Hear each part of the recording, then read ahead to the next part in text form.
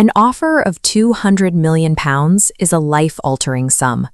In the modern sporting economy, walking away from this level of guaranteed intergenerational wealth is almost unheard of.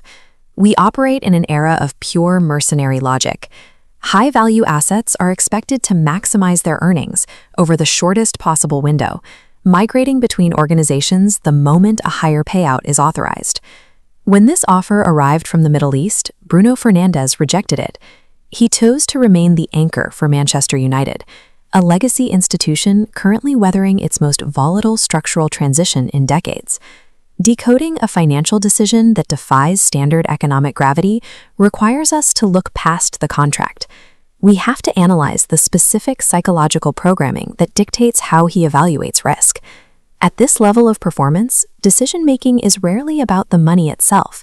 It is driven by a deeply embedded personal matrix of loyalty and ambition. Success as a number 10 playmaker depends entirely on executing high-risk maneuvers, threading passes through narrow defensive gaps. To achieve one goal-scoring pass, a playmaker must accept a high volume of failure. Losing possession is the mathematical cost of generating the ultimate reward. This comfort with calculated failure on the pitch translates directly to his macro career choices. He views rebuilding a massive organization as a high-risk maneuver, with a significantly higher personal yield than a safe, guaranteed payday elsewhere. These values were formed in Porto. He developed his operational framework by modeling his father's behavior, learning that sacrifice and a constant focus on margins for improvement were the only ways to sustain an elite standard. He carries a rigid standard for human value, derived from his mother's background in domestic labor. He operates with the conviction that a corporate CEO and a front desk cleaner deserve the exact same level of behavioral respect. Maintaining this baseline of mutual respect prevents the structural rot that often plagues struggling organizations. For Fernandes, aligning the human element of the club is the prerequisite for taking the massive risks required to win on the pitch. High-visibility leadership attracts constant external friction.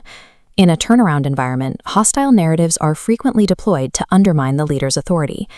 This was evidenced by a highly public attack from former captain Roy Keane, who accused Fernandes of prioritizing his individual assist statistics over the team's overall success, citing a specific post-match interview as evidence. Fernandes processes this pressure by separating valid tactical critique from factual distortion. He uses harsh performance feedback to fuel his development, but he draws a hard line when his words are misrepresented.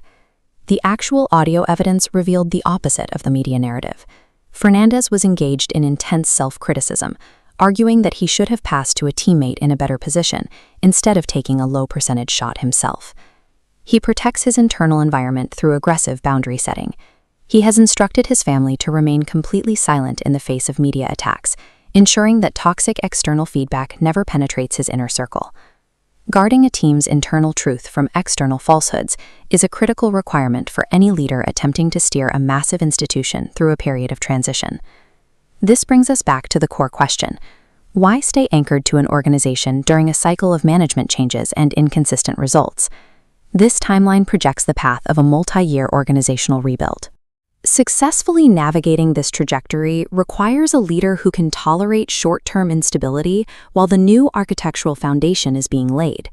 Fernandes is driven by unfinished objectives.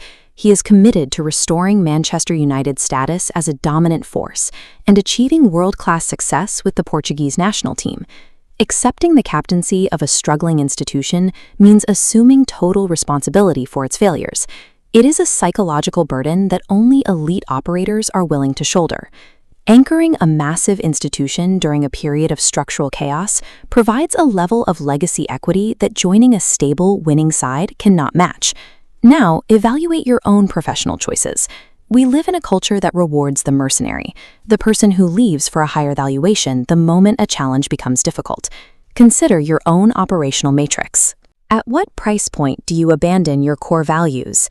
And when do you choose the difficult work of a rebuild over a guaranteed payout? Tell us your thoughts in the comments. Is extreme organizational loyalty a vital asset in today's economy or a fatal flaw? Subscribe to join our next investigation into high-stakes leadership.